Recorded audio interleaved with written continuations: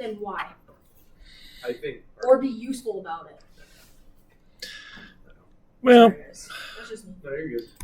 before you leave, good luck. That's all I got to say. There's no easy way around that one. All right, where is everybody? I know Brett's going to the student government meeting for budgets. Oh, nice. It's always. But where's leave earlier. Zach? There's nobody back there besides you, right? There's nobody in your row besides you. Why do you sound like you're hiding? It's like you're hiding. Oh, Gabe is. Gabe. What the heck? What's up, bro? Wait. Wow, falling asleep back there already. He was pre-napping. Pre-napping.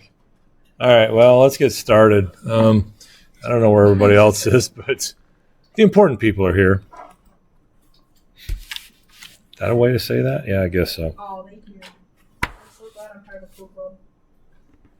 All right, so we're going to talk about schedule contract clauses and things you need to put in a contract so you can protect your schedule and protect your company. Okay, so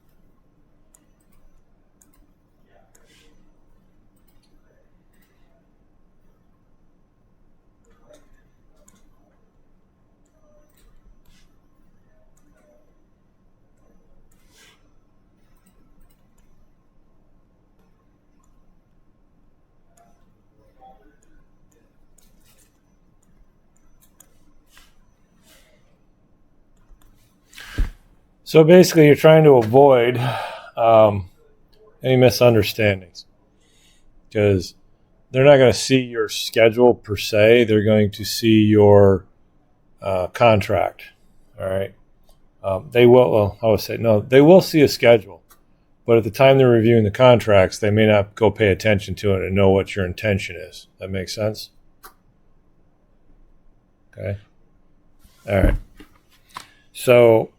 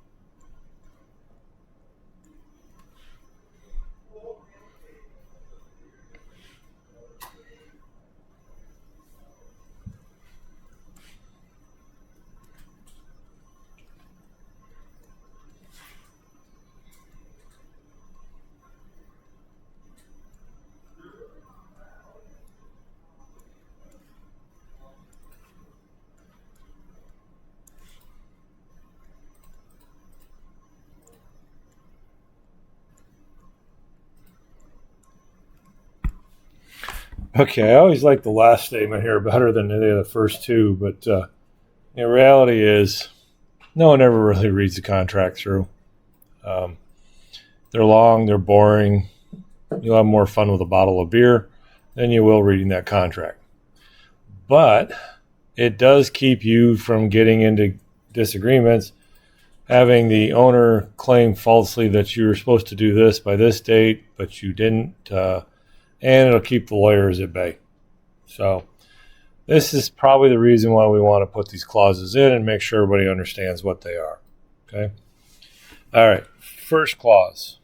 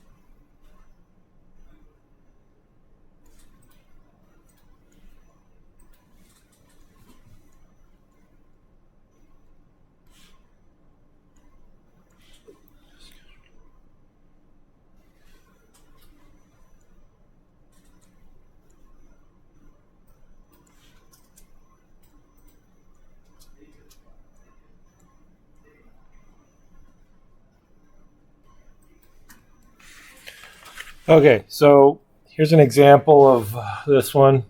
Work to perform as directed by the project superintendent, and subcontractor work will begin as scheduled by the project schedule. So basically leave them no room to wiggle and tell them what they're following and who's actually in charge. And I guess I just thought of something else I should throw in here. So you as a project manager or the assistant project manager is in charge of the schedule, delivery, and completion of this project. You have people working for you. So you don't have to go out and be the heavy hand that actually gets them to do the work. You have a project superintendent who's out there keeping track of the actual work going on. You should put your safety vest on, your hard hat, and your boots, and safety glasses, and go out and visit the site to make sure you know what's going on, but you don't have to be the one out there all the time driving the train. Okay? But you have a site superintendent who's somebody who very likely grew up from the construction industry and has picked up the role as superintendent. Okay, so they're very familiar with what their job is, and they're usually somebody who's nice, but will be diligent about making them do it. Okay. All right. Next clause.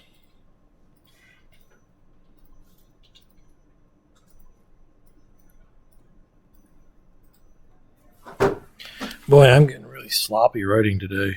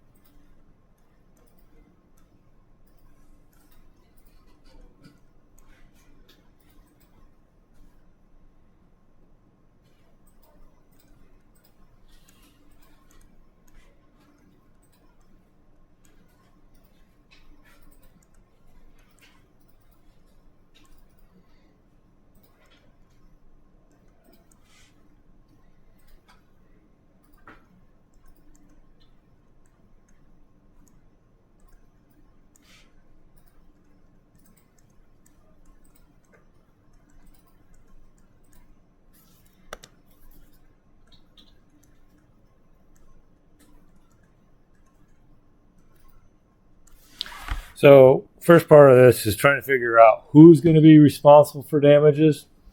The second part of this will be who pays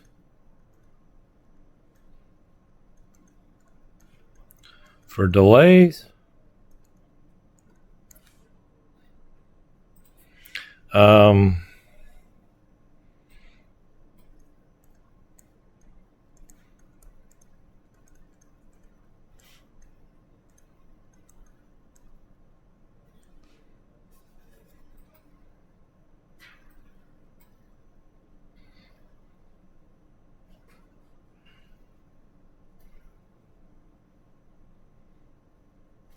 Who pays for delays on a daily?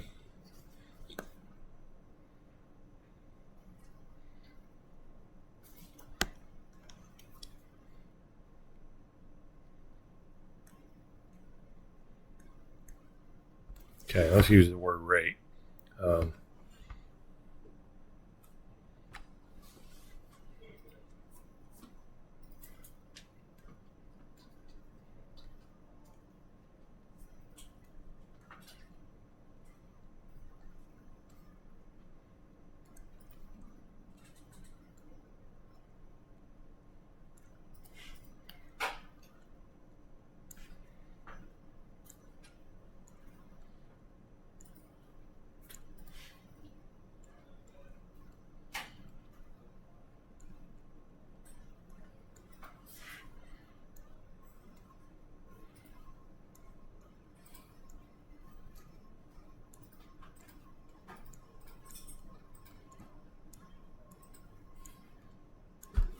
So what you're doing in this clause is trying to make sure that everybody's aware of who's responsible, how much, and why.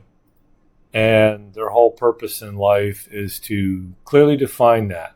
So, Skylar, you are the project manager, the general contractor, sorry. I'm the owner. we come to an agreement that for every day that it's sort of a rain delay, it's on you. Okay. You fight back and say, no, if it's a rain delay, I cannot predict that. That should be a shared cost. So the owner then has a commitment or a slice of the pie.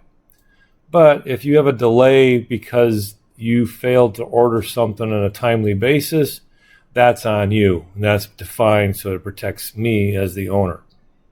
Okay. Then if, we'll pick on Gabe because I just basically see his hat again staring backwards. If we pick on Gabe as the subcontractor, he popped his head up.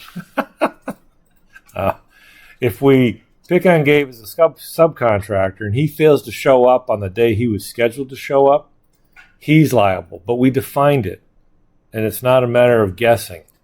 So we literally want to write down what are the things we think that could go wrong. Okay. Now, does anybody have a crystal ball and the foresight to know what's going to go wrong? Emery's like, nope. I got no idea. You don't either, and you shouldn't. Okay. So this is going to be one of those things. When you start writing this clause in, go find old contracts and use the words that the lawyers have used in other contracts. You'll be safer. And then make sure your boss actually reads that section over carefully so that everybody agrees. And then when it comes time to sign it, you want to make sure the owner agrees and point that stuff out. Okay? Don't let this stuff go unnoticed because you need to have that clearly written down. All right, next clause.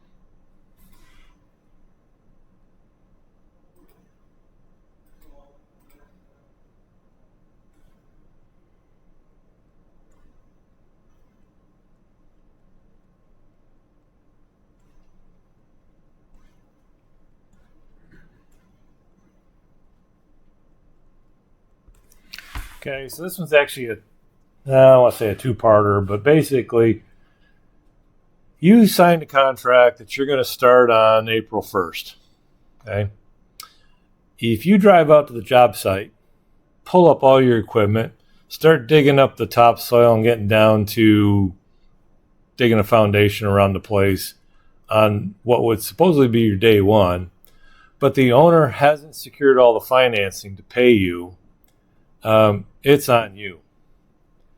If you get a letter from the owner telling you to go ahead and proceed, then you are fine. Okay? But without that letter in hand, you're at your own risk. Okay? So you do need that. And it's a clause in the contract that says, I will not begin work until Sierra gives me a written letter that her company is willing to pay my bills. Okay? Make sense? Hello, Dan. Okay. The other part of this one is, well, the first letter comes from the owner to the general contractor. Okay? And the general contractor should send one out to the subcontractors. Okay? So everybody's writing letters to each other. So if you think writing's not important in construction, I got news for you. Okay? The other one comes from, I'm the contractor. I need to tell the owner that we ran into a delay. The shipping for this particular item that you asked for will not be here because there's a union strike going on at the dock in Los Angeles, and I cannot get the stuff off the boat. Is that my problem? Well, yeah, technically, but if I tell the owner and they've agreed that they will share in the delay cost, then you're better off. Make sense? Okay. So you're just trying to protect yourself and not have any hiccups in there. All right.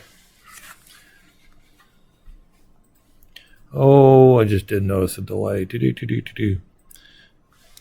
to rechange that phrase. Proceed/delay. Sorry for those who are taking notes and I make you write all over it. Okay.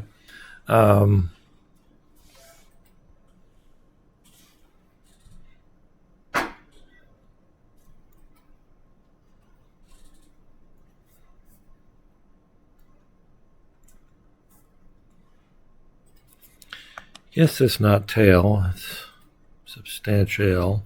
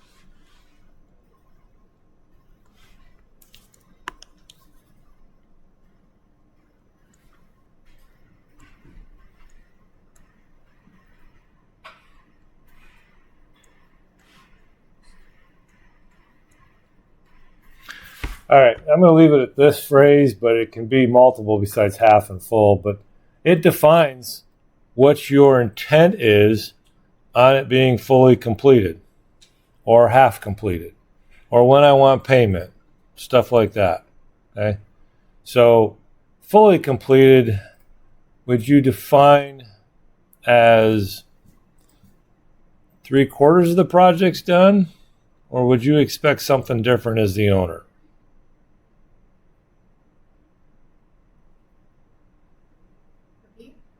What's that? Repeat it. If I was the contractor and I only get 3/4 of the project done at a particular time, does that mean the project's completed? Although I may have run out of time. No, but it's defining what it means. Okay. It's also this wonderful little clause, and we did talk about cost plus in the contracts, but it's the next phrase that comes down to I may give you an incentive to finish early. That's written in the contract. Okay.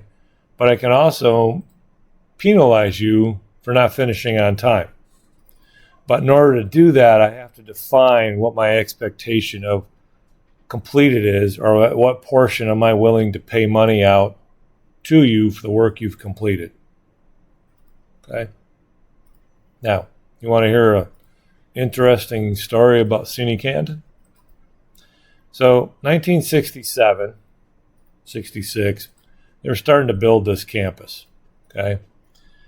The general contractor went bankrupt halfway through. How we got this place built is beyond me, because there was things that were never completed. New contracts had to be let. New people had to come in and finish stuff up. You remember when they were tearing down the stone off the masonry wall out in front of the library down through there? There was not a single wall tie holding any of those stone onto the concrete wall. And a wall tie is a little metal bracket that gets anchored to the concrete wall, and it's supposed to stick out and set between the mortar joints to keep the blocks from falling over. Okay.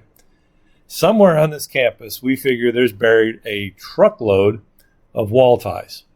I mean, I'm probably talking, they come in a box of 1,000. There's probably 2 pallets worth of them someplace that someone either took home or buried, and just forgot to put them in because the contractor didn't pay attention. The wall looked good, but was it inspected along the way? No. So maybe on your completed clause, it's going to say you must have inspection by so-and-so. Okay. Malachi is not here today, but he's our electrician. Neither is, okay. I forgot her name. I'm having a really good day today. Chelsea. Is that right? Yeah. Anyways, 2 electricians are here. Electricians are easy. You can't go past having a electrical inspector show up on the job site. Just can't. So how do you know the work's complete? Well, when the electrical inspector signs off on it, so you put in there, all electrical work will be verified as complete by the National Electrical Code and blah, blah, blah, and this inspector. Okay? Make sense? Okay. Some of the other work's kind of loosey-goosey. Masons don't really have a inspector. Probably should, but that's also why you have a site superintendent. So the masonry work is considered complete when the site superintendent is happy with the quality of work. Okay? Or maybe it's the project manager. That's part of your job to go out and do those inspections. Okay? But it's clearly defined in there, so no one's guessing at what it is. Okay, next clause.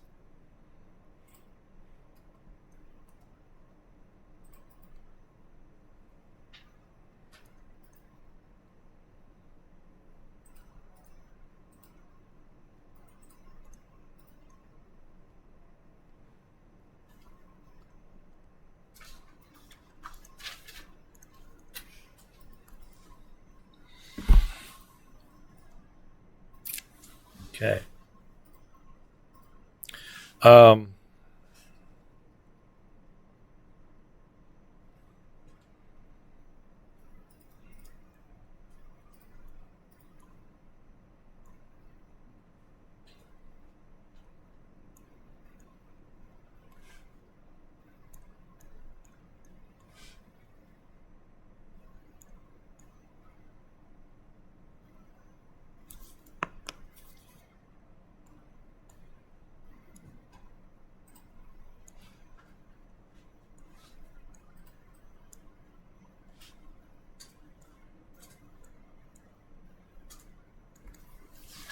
So this would be a phrase that basically you can't control the weather.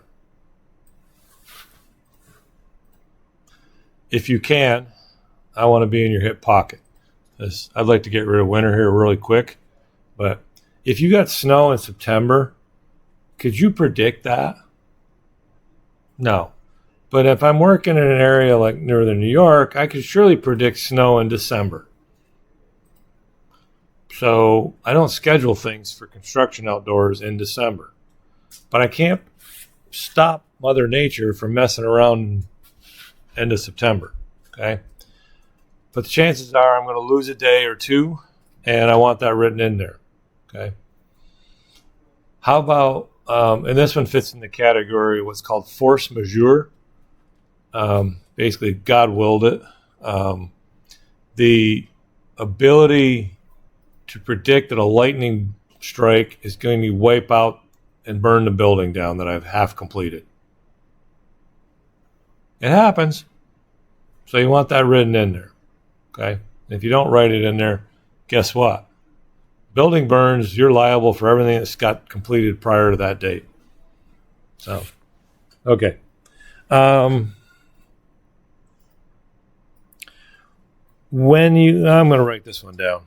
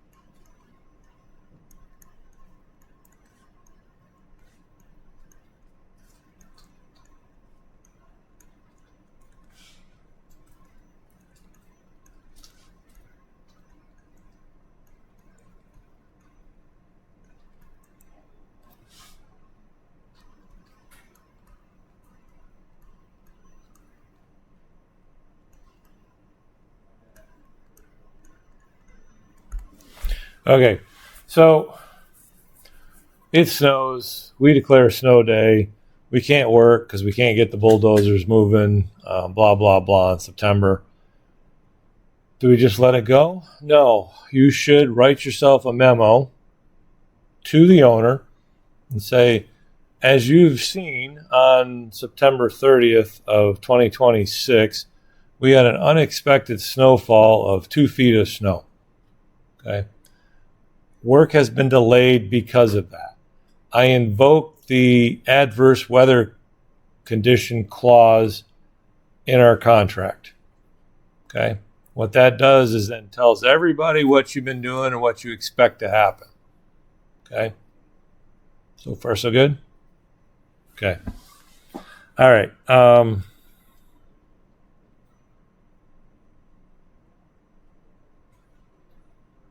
What if it's something big? What's that? Like, what if it was a tornado or hurricane? Same thing. Same thing. Write that all in. Force majeure covers an awful lot in the lawyer's terms. Things that God wills or forces on the populace. I'll say this nicely. We're getting better at predicting hurricanes and tornadoes and snow events, so you can plan ahead for it. But it's still an act of nature that we can't control. Right?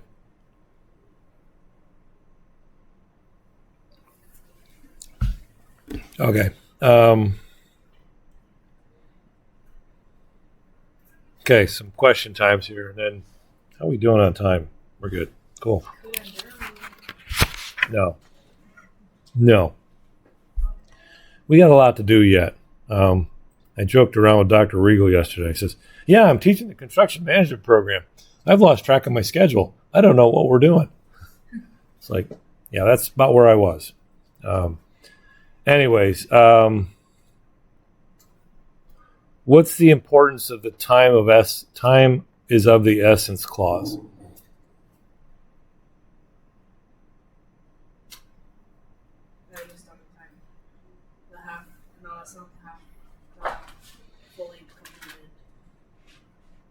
It means that I want to start working and I'm going to get it done.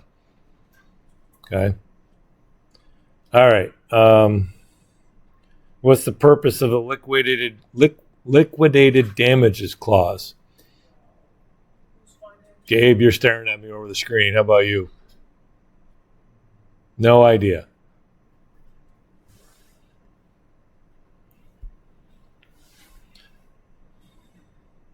Explains who's going to be liable for it. Is that what you're going to say, Sierra? Yes. Perfect answer. What are you laughing about, Josh? I haven't picked on you yet today at all.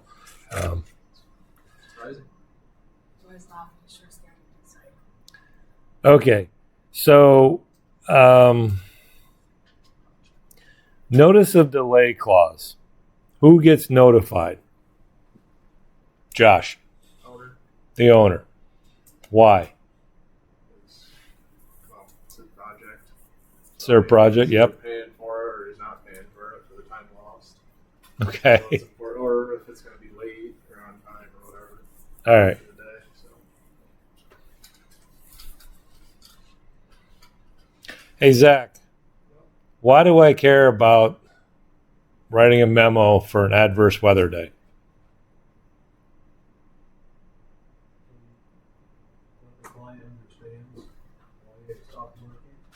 Man, I'm going to make you a project manager. I like the way you phrased that. Did you guys hear that? To let the client know. That is really good legal talk. Okay? Okay. Cool. Well, I haven't picked on you today, Emery, so I'm sorry. Well, just because of that. Yeah. Amira. I'm sorry. Sorry, I'm like, who's Emily? Yeah, well, welcome to my world today.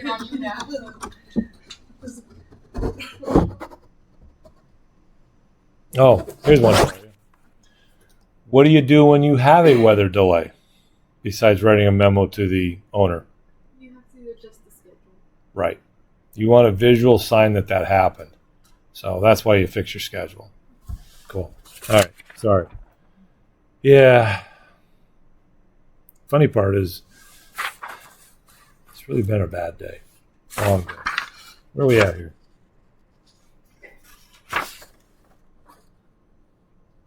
Oh, okay. Whole new topic. Yeah, I'll do a new page for this.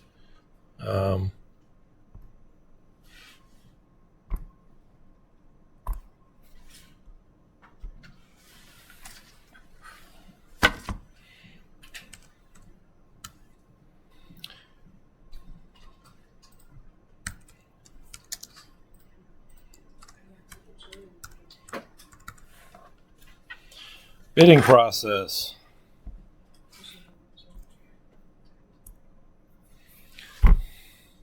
Okay. Yeah. This one comes with a lot of pictures. Sorry.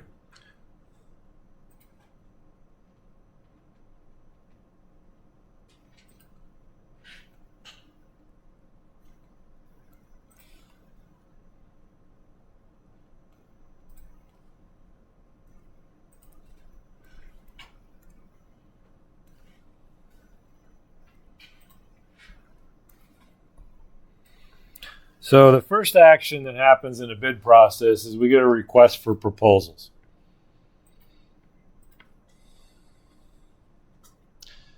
In your world in construction, there will be a builder's exchange someplace in the area you're working. Okay. So they will get a request from an owner or maybe the architect of the owner and lay out drawings for this job to get proposed. Okay. It goes to the builder's exchange.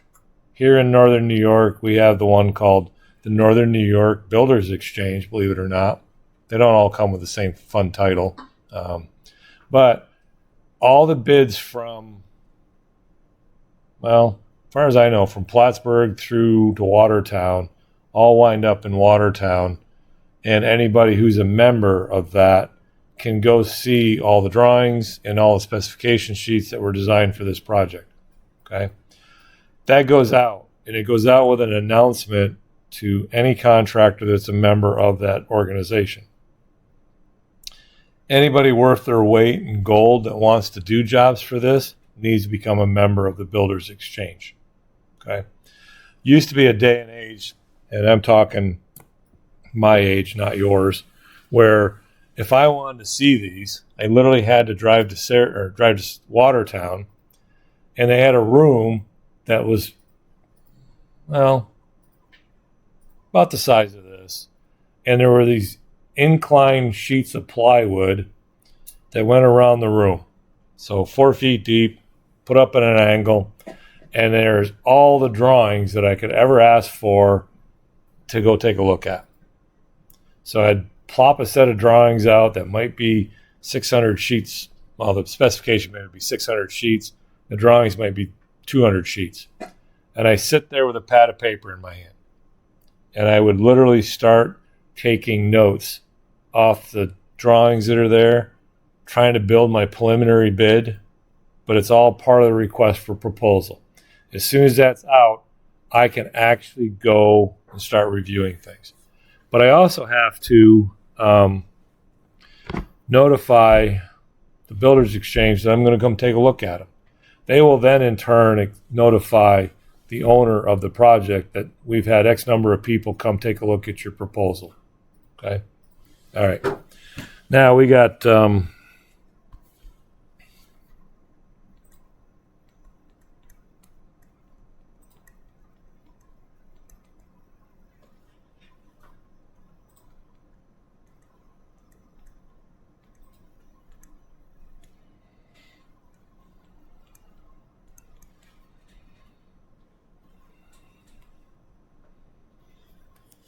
I got to assemble a bid team. So far, well, actually, some of you, but not all of you, took estimating last semester, right? You didn't, did you? Lucky you. That didn't seem to turn out as well as we thought. But you'll bring the estimators in. you'll bring in the project manager that you're going to assign to the job. Now, mind you, you as a project manager may be assigned to other jobs at the moment, but guess what you get to do along the way? You get ready to go to work for the next job. Okay. So I need the estimators. I need the project manager. I may want the owner of the company I'm working for show up and be part of this. I may want the scheduler for my company that's going to schedule the heavy equipment. Okay. I will want definitely the finance guru to take a look at all the numbers in the end. Okay. So somebody from the accounting office will do that. But that's part of your bid team.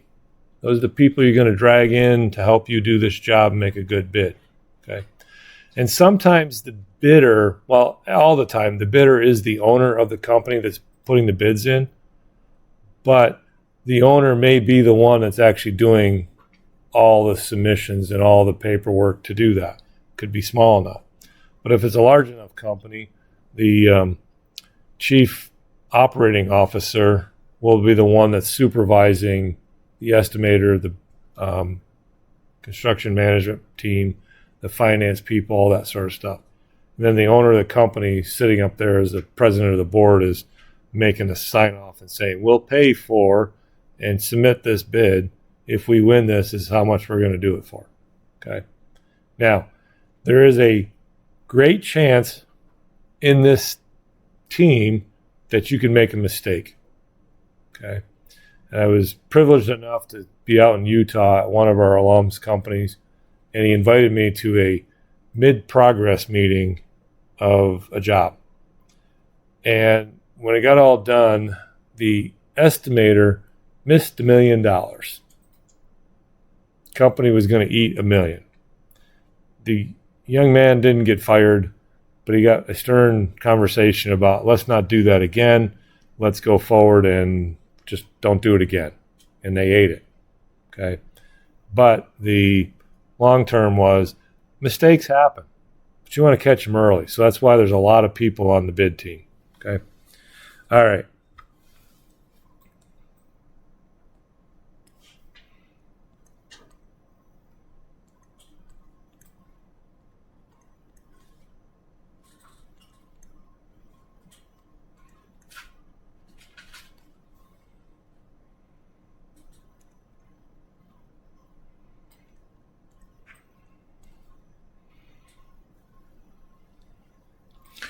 So once the process of assembling all the information together to try to win the bid, you're going to bring together a team of people that can take a look at your project and review it for you. So this may be, well, let's pretend we're a large enough company here. Okay. The first 4 people in the row up here are the bid team. I am going to bring in Brett, myself, Zach, and that'd be 3 of us, okay, to take a look at the work you did. You're going to brief us on what you did. And we may find reasons to poke holes in your bid. Say, don't think you planned well enough for the use of a backhoe. How long is it really going to take to do that? And are you sure you can build a wall in 7 days? And those will be the questions you're going to get asked, okay? And it's all there to help you not miss things, but you're going to need outside people to do it. But usually the bid team is not the same people you're briefing on the project review meeting, okay? You're getting somebody else. All right, next one.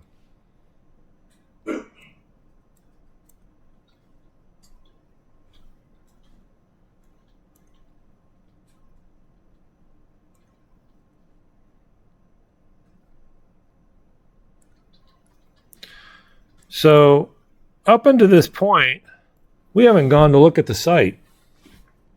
So now's a chance to have everybody in your team that was putting the bid together to go physically look at the job and see who was in charge and what they missed. Okay.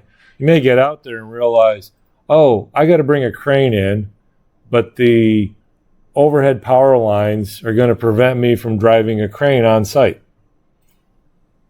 Didn't know that until I was there. Okay. You could maybe see some of it in, Google Maps and see some road views of things if you're lucky. But it will always pay to be consistent and go to the site. Other thing I will tell you, when you go to a site visit like that, take a shovel with you. You're not expected to dig the whole foundation, but it'd be a good idea to dig up some of the soil to see what kind of stuff's there. Okay. So you're going to run into a lot of rubble. You're going to run into soft sand. It's nice to know that, because now you can go back and reappraise your bid and make sure you get it right. Okay. All right. Then we are all the way back to the beginning over here.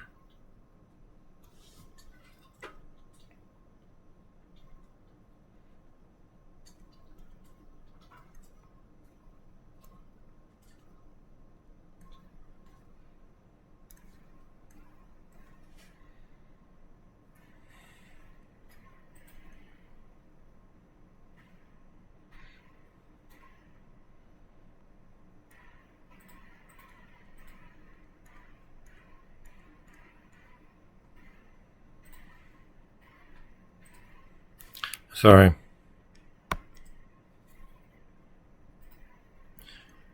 Reading ahead of myself. Sorry. Submissions.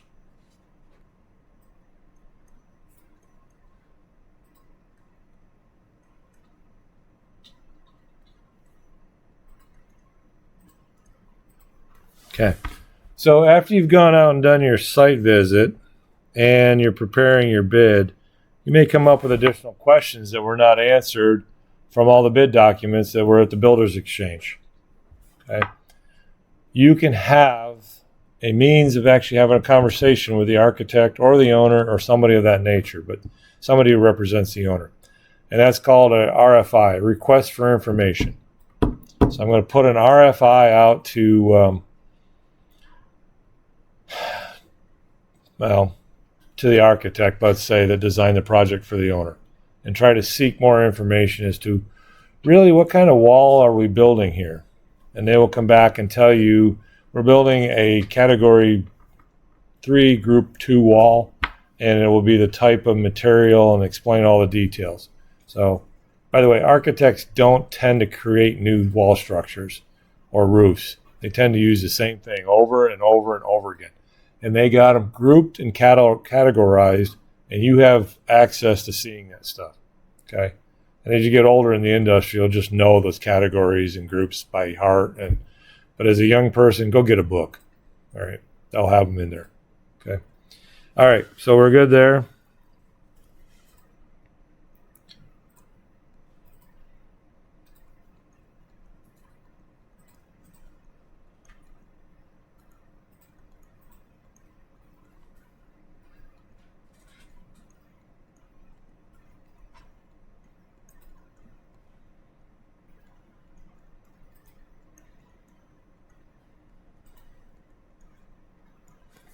So you want to put your preliminary schedule together.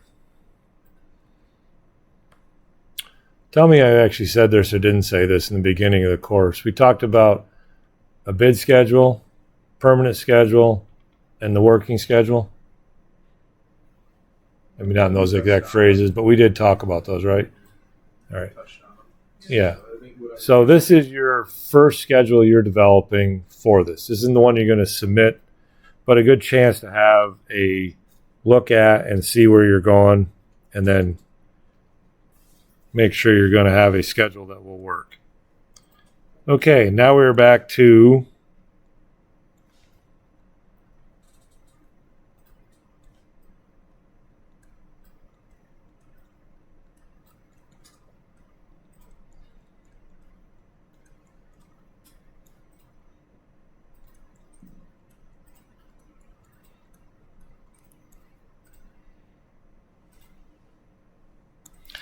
and this is the point here where I didn't really feel so bad for the estimator that screwed up out in Utah, because I got news for you.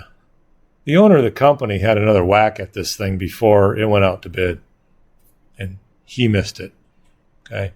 And I know Ed Bedell really well enough to know that he didn't intentionally let that go through. He probably got confused and didn't see it, and it went through. Okay. and they were $1 million short. So could he really hold the estimator accountable? I wouldn't have. And Ed was brave enough to say, let's not do that again and not punish the kid. Okay? And I'm sure Ed's been there on the other end of that discussion. But it happens, okay? All right, so we're up to our secondary review. We're now back over to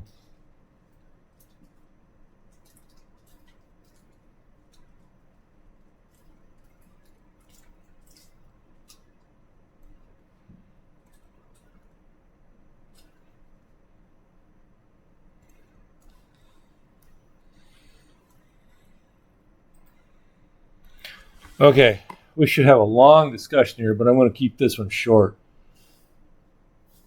There are hundreds of thousands of jobs a year that are not successfully bid because they're not turned in on the time that they're due. Okay? If the job says bids are be submitted by Thursday, the first Thursday of the second month on the third moon, you better submit it on the second Thursday of the third month after the full moon. Okay? Because that's when they're going to take them. They will not take them late. Okay? The cool part is the Builders Exchange actually collects the bids for you. They package them up in a nice little pile and it says, XYZ company has bid these and here's all the documentation for it. They hold them secret and dear to their heart. Okay? They will not tell the other companies who got what, all that stuff. It's part of the justification for having a membership there is because you get to all bid in secret and no one knows what the other did. Now, does the Builders Exchange staff know? Yes. But they are sworn to non-disclosure and won't tell anybody. Yeah, Brett. It's all private. These are all private people, yeah. Public's the same way, but there's different agencies and governments to deal with this. Public knowledge, right? Public knowledge, but yeah, they won't know who submitted the bids until after the bid opening, and then they'll know the amounts and how much each went for.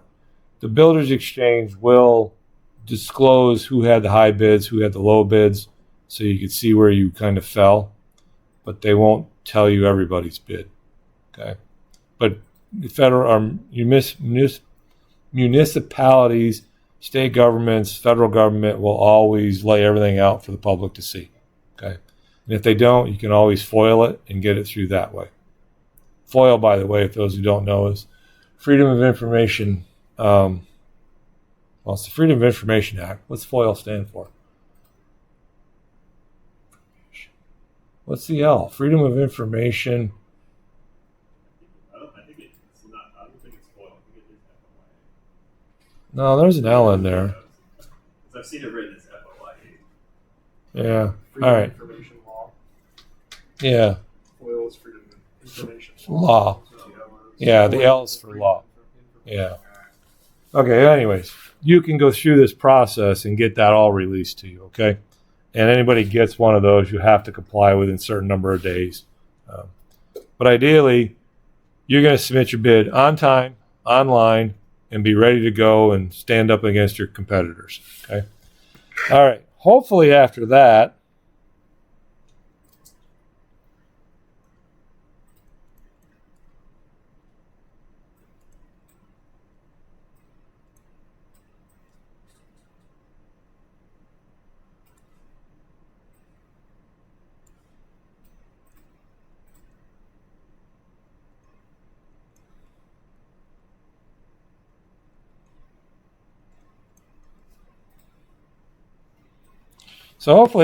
we go to the bid opening day, which is usually the day after the submissions have been submitted. And we get a group of interested people, but not the contractors themselves, to actually open and read all the bids. Bids will be reviewed to see if they meet the qualifications to do the work. They will then be reviewed to ensure that it's within the price range that the architects had set it at. And then once you meet all the qualifications and all the other specifications of the job, it may not be the lowest bidder. Okay? Because, pick on you in this moment, Josh does not have a good proposal that really lays out how we're going to get the walls assembled. Is he qualified at this point? No. But he might be the low bidder because he missed putting in the walls. Okay? And if the bid opening team is doing their job, they're going to do him a favor. Now, it's not looked upon as them doing him a favor, but he as a company will not lose their money doing something they shouldn't have gotten awarded for. Okay? He wasn't work qualified to do that bid. Okay? So here's where we're an interesting little place in this world. A lot of little small construction companies want to take on bigger commercial jobs. They don't have the reputation to do it. So that becomes a problem for those little guys to break in. Good news is there are ways for them to break in. So if they can prove to the bid review committee that they do meet the qualifications because they've been working alongside XYZ contractor for X number of years and they've done this work successfully and they have a letter of reference from XYZ, they will be allowed to complete through the bid process. Okay? So there's this whole bit of, I need to prove to everybody that I am qualified to do this job. Okay?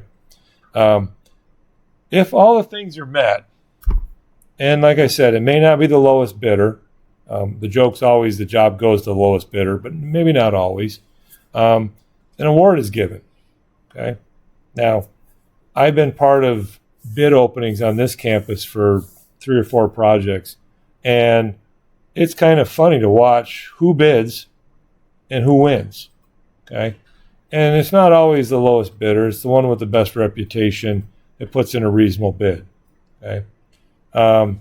We also have, for New York State, the State Construction Fund, who steps in and kind of oversees the process. Okay, so they kind of know what they're going to be allowed to get away with and what can't be done. Okay, but once that's done, then we go to the awarding of the contract. So that's last 2 couple slides or part of this lecture I gave, all those contract clauses and all that stuff. The lawyers are documenting all this. And then we get an award to start the work. When can we start the work? Anybody? When can I start digging a hole? When the owner what? How do I know when the owner says I can? They give you a piece of paper. I get a letter that says proceed. Okay? Only then will I drive my equipment to the job site. Only then will I destroy the place and put it back right in the end. Okay? Cool. All right. I can't look at that clock. It's screwed up. Okay, we got 10 minutes. All right.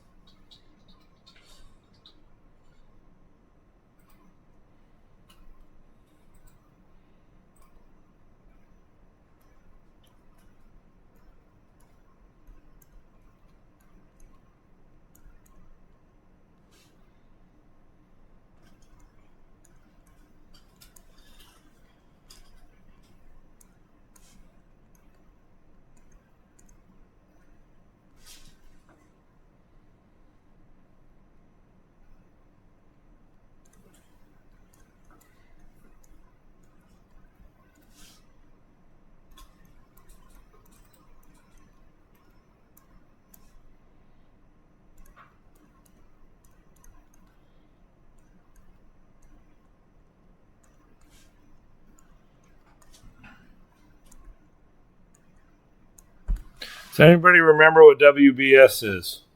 Work breakdown schedule. Cool. Point for Josh tonight. All right. When you're bidding, you don't need the hard details right down to the last nail. Okay. You want something that says, I can get this job done in the 12 months that it's expected of me to do the work in. Okay. That's what you're looking at.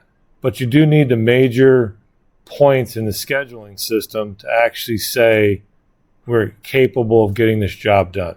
Okay. All right. It also identifies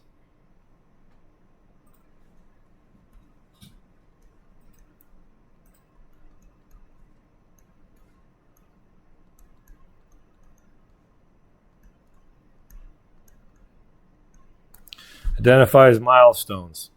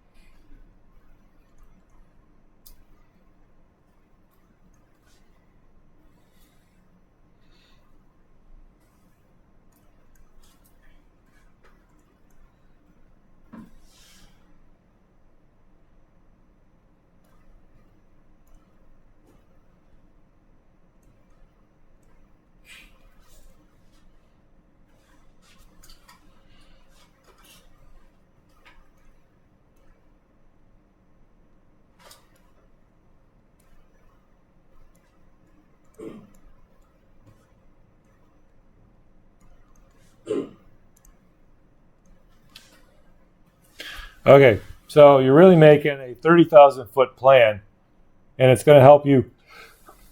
Bless me. It's going to help you lay out the points along the way where you want to get paid.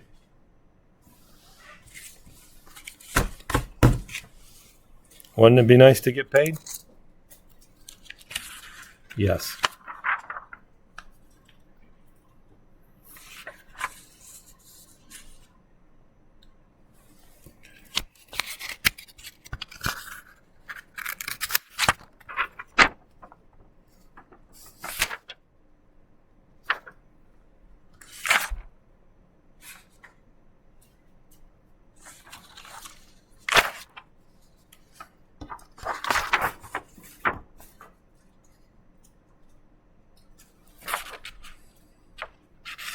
Okay, we're going to call it there so I can get my pages organized.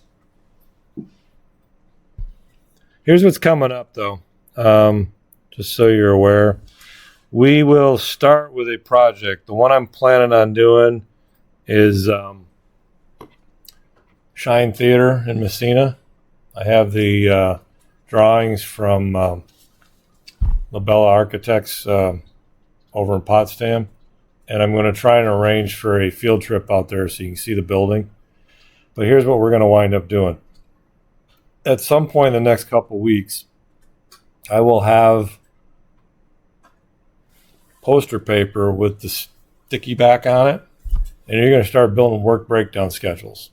And you're going to get each assigned a different task in the project. Okay? Because there's no way one of you can do the whole project by yourself. Okay. And we will lay that up on there, and we'll leave Mr. Burnett with a whole bunch of white sheets of paper in here and different color markers. When we get done, you will then build your schedule in Microsoft Project of how you plan on doing this. Okay. We will then talk about some things in RS Means and how to figure out your schedule. Okay. By the time this semester ends, you will have built a functional schedule for the area that you've assumed responsibility for. Okay? And I usually pair you up in teams. So, God, I'm horrible with names tonight. Who are you trying to guess now? No, I still want to get her name back there. Miss Ginger. Miss Ginger? Okay, Miss Ginger and Malik are electrical students. So I'll pair them up on an electrical project, okay? The rest of you, I'll just kind of put up a list and you can volunteer for. But I'll put you in groups of 2. And I won't put you on landscaping, Brett, unless you want me to. But I will give you sub parts of the project to be working on. It's also going to require you to talk to everybody on the other teams because there may be things that you're going to do. For instance, somebody may be in charge of foundations and concrete work. Well, somebody else may be in charge of digging and that sort of stuff. Can't do one without talking to the other. Okay? So by the time we get done, usually what happens is the last 3 weeks of the semester looks pretty hairy around here because you're all running around like chickens with your heads cut off trying to figure out what to get done, what schedule to use, and all that sort of stuff. Okay? So I'm ever slowly creeping you towards that project. Okay? And you'll be good at it. You won't be perfect, but you'll be good at it. Okay? The goal is to make sure you can go out and actually go to work for somebody and help out. They will take care of the hard work of training you for the details that we just don't have time to teach you here. Okay? But if you understand the basics, you'll be able to go to work. Okay? All right, so that's what's coming up. Sweet. Any questions? Yeah. A little louder back. Can you pull the notes up again? Oh, yes. What do I do with them?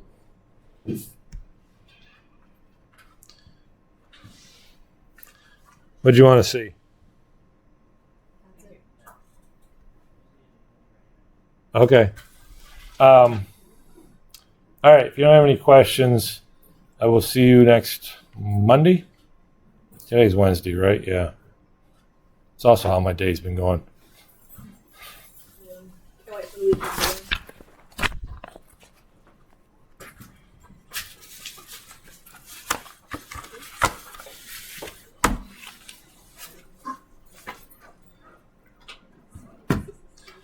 All right.